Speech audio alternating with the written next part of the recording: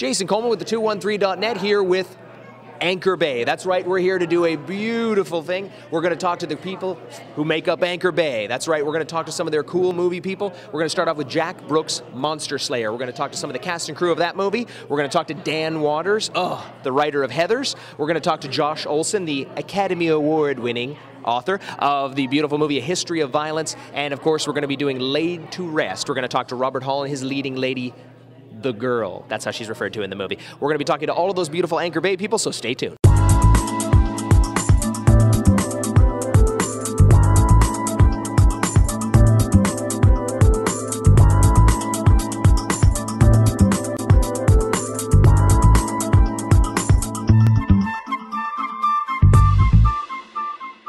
We're here with various cast and crew members from the new flick, Jack Brooks' Monster Slayer. Tell me about the film. What is the film about in a nutshell? It's about a kind of an angry plumber who's dealing with some rage issues, who becomes a monster slayer. So it's kind of like the birth and origin story of your average guy who becomes kind of a hero. The movie covers a few different genres at the same time. It's a horror and an action and a comedy movie, and we were able to really go full force with the score, go all out, and we recorded with a 90-plus piece live orchestra, and it was just a ball from top to bottom. I was influenced by a lot of the horror films I grew up with, so like the old school practical stuff. Big fan of Cronenberg's The Fly. Obviously the Evil Dead trilogy, and you know, the Night of the Living Dead, Day of the Dead, yeah, Gremlins, Big Trouble in Little China. I thought was just stellar. So all the horror stuff. Yeah, we definitely had Robert in mind as we were sort of developing the character, and I thought he would be able. I thought it'd be fun to give him, you know, like a character that wasn't just pure evil, and that it wasn't just sort of like a Freddy Krueger, you know, cameo. We actually give him a part to really sink his teeth in, and we sent him the script, and he kind of was digging it, so he jumped on board. He really liked one of the short films that we made called Still Life, and I think that sort of helped him, you know, realize that we were serious. And he said, "Let's do it." And we were like, "Right on." We packed this DVD with all sorts of bonus features, and I think that, you know, because we're independent filmmakers, we made this movie for, and especially the DVD, for filmmakers. So it's a real filmmaker's film, you know. I mean, it's, and there's an hour-long or so behind the scenes, a lot of stuff with the recording of the orchestra in Bratislava and how we went about that process. There's a good chunk on how we designed the monsters, and we really show in depth on, you know, the different tools in order to design these monsters prosthetically. We actually offer one of our first short films, which I played a just total dick in the film, named Pete.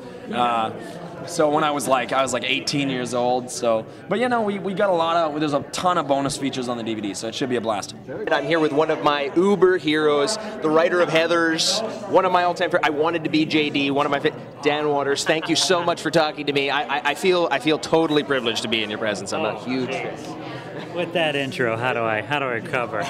Thank you, thanks. So, you know what I was curious about, you know, in writing the original Heathers, you know, I mean, you really sort of gauged the spectrum on all the different cliques, and I was just wondering, you know, was it just from your own experience, or? No, I'm actually one of those rare individuals that actually enjoyed high school, and I had a very privileged position as far as, like, I was a class clown, but I had a bit of a cachet. I could go from clique to clique and, you know, observe. I was kind of the court jester. I had my own column in the school newspaper, so it was like I was in a perfect position to kind of observe. And it was more my sister went through a lot of, well, I find in general that guys are guys, you know, white men may rule the world, but in high school, it's all about the girls, and they are the power structure, and it is a mysterious thing. And I think a lot of guys for their first movie, they want to do, you know, the Garden State autobiographical, the first time I fell in love. I'm like, you know, it's not really challenging to me. So I thought, like, really taking the high school power structure was, you know, and getting into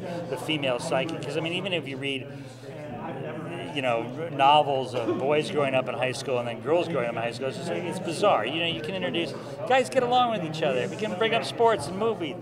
you can introduce two girls to each other. They can say hello, hi, and then they can turn around and say, your girlfriend is a bitch. I wrote it more out of a consumer need just to see a high school movie that was not a John Hughes movie, even though I do like John Hughes movies. But, you know, I mean, like, he always ends his movies with, when you grow up, your heart dies. I find your heart dies when you're 12, so I wanted to get that across. Nice. Word Fairlane. Hit pay dirt with K dirt. I'm a huge is around. Yeah, and I'm like, he was on my stage. So cool and poppy. So can you talk about writing that script a little? Yeah. I was actually, we were just, you know, with Robert Englund here, we were just talking about it. That, you know, again, I compared my movies to the Island of Misfit Toys from Rudolph the Red-Nosed Reindeer. I do a squirt gun that shoots peanut butter kind of movies, you know, but I can't help it. I've seen way too many movies. I'm dealing with way too many tones, way too many genres, and Ford Fairlane was kind of like my first entree into commercial filmmaking. And you got to understand, at the time, I saw Andrew Clay perform in a small club, and I thought he had done like a brilliant satire of what it meant to be machismo, like what it meant to be a macho guy. Unfortunately, during the shooting, he went from playing like clubs with 50 people to stadiums that played 10,000 people, and the joke of it was lost. He suddenly became, I am this macho guy, and it became like a Nazi rally. Here with Josh Olson, the writer of History of Violence. Freaking cool, man. Freaking cool. Okay, so let's start off with Masters of Science Fiction. I noticed that the episode you wrote, Jonathan Frakes directed it. So what was that like, having him direct that episode? Well, that was lovely. I don't want to readjust your priorities, but as wonderful as Jonathan Frakes is, and I am a huge fan, and I love Star Trek, I wrote it with Harlan Ellison. Now, if you want to talk about Masters of Science Fiction, that's and Jonathan and I talked a few times, and I met him on the set, but my work experience was writing with Harlan. I'm also the only screenwriter. I mean, Harlan's only written a script with another person one time in his life, and yes, that was the noteworthy experience. Harlan Ellison's the writer who made me want to be a writer.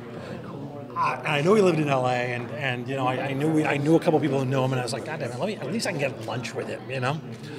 And so a friend of ours sort of arranged it. He had me up to the house, and we just got along incredibly well. It was either the first or the second time we got together. He asked me if I wanted to write with him. I said, "What are you fucking kidding? It's you know." And he told me about the show. They were doing this TV show for ABC called Masters of Science Fiction, and they were going to be adapting one of his stories. And so we ended up writing together, and it was an unreal experience. They gave me, they had a couple of stories that they thought they could handle within their budget, and they let me pick the one, and I picked the discarded. And then Harlan and I just got to work, and it was an unreal experience. So what was that like, writing that script and how great it is, and then having David Cronenberg want to direct that script for you? Well, you know, it would have been nice to get a good director. It was ridiculous. It was my first studio assignment, and I felt like I'd sort of lucked into the job, because when they brought me in to pitch, I was told I wasn't going to get the job, that I just had to do a good job pitching, so that when they brought me in the future on something I had a chance at getting, you know, they'd already know me. And so I just went, oh, well, the hell. I took the premise of the novel and the graphic novel and its title and just sort of made up my own story, because I remember when I first read the book, I remember just seething with jealousy that I hadn't come up with that premise. And because to me, there was a story that just came out of that wasn't the same as the book, so I just, you know, here's an opportunity to do it. I wasn't getting the job anyway, I just had to be personable and tell a good story, and they loved it. We're here with Robert Hall and Bobby Sue. Is it Bobby Sue? Luther. Yeah. So in the movie, you're just considered the girl, and I'm going to ask you. I'm going to ask you about that. But anyway, okay. So let me give me in a nutshell. Give me the premise of the film in a nutshell, laid to rest. In a nutshell, we can do the premise of this film in a nutshell, because I specifically set out to make a really simple. After my first film, which was a drama, I set out to make a really simple premise: guy with a mask, with a knife, chasing a girl, and she's trying to stay alive all night. That's the premise. Very cool. She wakes up in a coffin too. I forgot that part. How arduous and hard was this on you? How much did Robert torture you? Oh, well, I mean, it's a daily thing with him. No, I'm just kidding. No more than usual. It was actually funny, because there was one day that I didn't have to run, scream, or cry, so it was like this running joke on set. I'm like, oh my God, it's so easy today because I don't have to run, scream, or cry. But it got to the point where I was crying so much that I was just crying, and he'd be like, why are you crying? I'm like, I don't know. I'm making eggs! You know, after a while, it became a lot easier. You sink in, you feel comfortable around your crew, and it became a lot easier. It wasn't super hard. You know, the hardest thing was balancing the producerial as well as the acting roles. You know, wearing the two hats, because when one stops, the other begins, and so as the result, you're kind of up for 24 hours, and all of us were really wearing like 15 different hats at one time. So some of my favorites, believe it or not, has been some of the more recent stuff that I've done. I'm just really fortunate. I've got a lot of really cool projects coming out. I co-produced and did all the creatures for this film called The Burrowers. That is just announced yesterday that we're going to premiere at Toronto Film Festival. J.T. Petty's film, super cool film. All practical. Yeah, he's a great filmmaker. All practical creatures. Really cool. Not guys in suits either. Like, cool shit. Like, I'm really excited about that. Was probably one of the coolest jobs my shop's ever done. Everybody, make sure you keep watching and check out for Laid to Rest. Looks pretty cool and knocking.